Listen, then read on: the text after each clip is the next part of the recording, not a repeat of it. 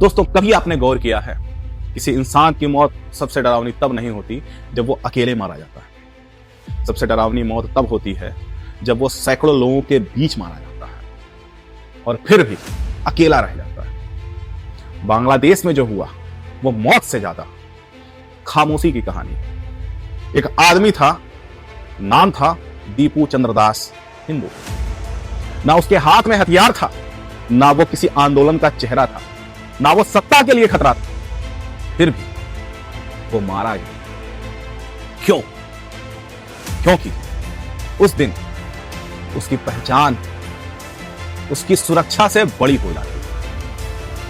इस हत्या में सबसे डरावनी चीज आग नहीं थी, सबसे डरावनी चीज मोबाइल के कैमरे थे।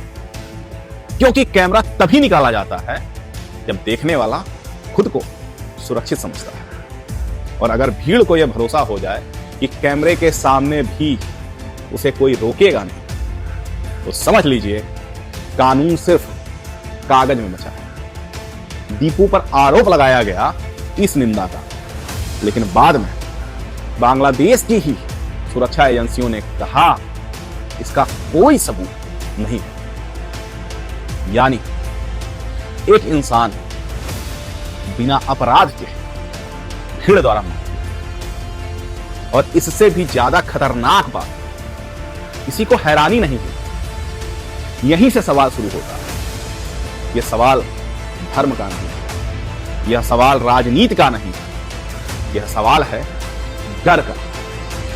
क्योंकि जिस समाज में डर बोलने से पहले आ जाए, वहां सच मरने लगता है। बांग्लादेश में आज हिंदुओं के साथ जो कुछ भी हो रहा है वह एक एक घटना नहीं है, वो एक पैटर्न है। पहले अफवाह, फिर आरोप, फिर भीड़ और अंत में खामोशी। और हर बार हम कहते हैं यह मामला अलग है, लेकिन इतिहास बताता है अलग अलग घटनाएं जब एक जैसे होने लगे तो वो संयोग नहीं रहती हैं। कुछ साल पहले तक बांग्लादेश को एक उम्मीद की तरह देखा जाता था।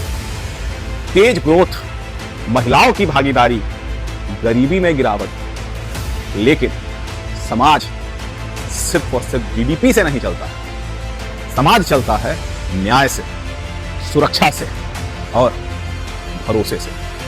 और जब भरोसा टूटता है तो विकास भी खोखला हो जाता है।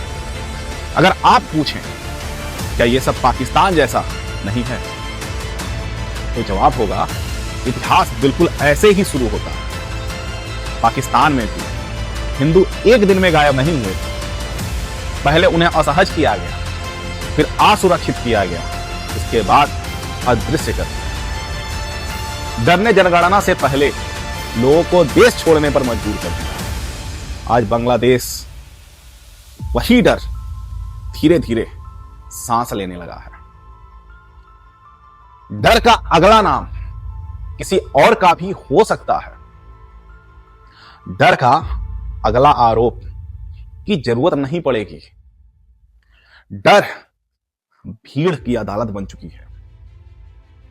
यह कहना गलत होगा कि पूरा बांग्लादेश ऐसा है, लेकिन यह कहना और भी ज्यादा खतरनाक होगा कि सब ठीक है।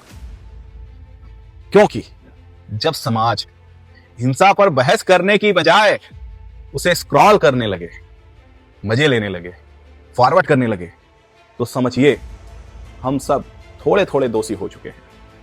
दीपू चंद्रदास कोई प्रतीक नहीं था, लेकिन उसकी मौत एक चेतावनी है। चेतावनी है कि अगर इंसान की पहचान उसकी जान पर भारी हो जाए तो फिर कोई भी सुरक्षित नहीं रहता। आज सवाल यह नहीं है कि बांग्लादेश किस धर्म का है। आज सवाल यह है क्या बांग्लादेश इंसानों के लिए सुरक्षित है? और अगर सुरक्षित नहीं है तो कल किसी और देश में यही सवाल किसी और के नाम पे भी पूछा जाएगा।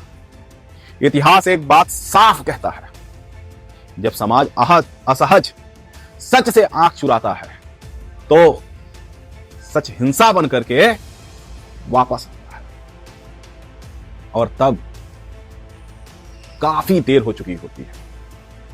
अब फैसला आपका है, क्या देखते रहना है या मुंह खोलना है और कुछ बोलना है, क्योंकि चुप्पी कभी भी मासूमों को बचाती नहीं है। धन्यवाद।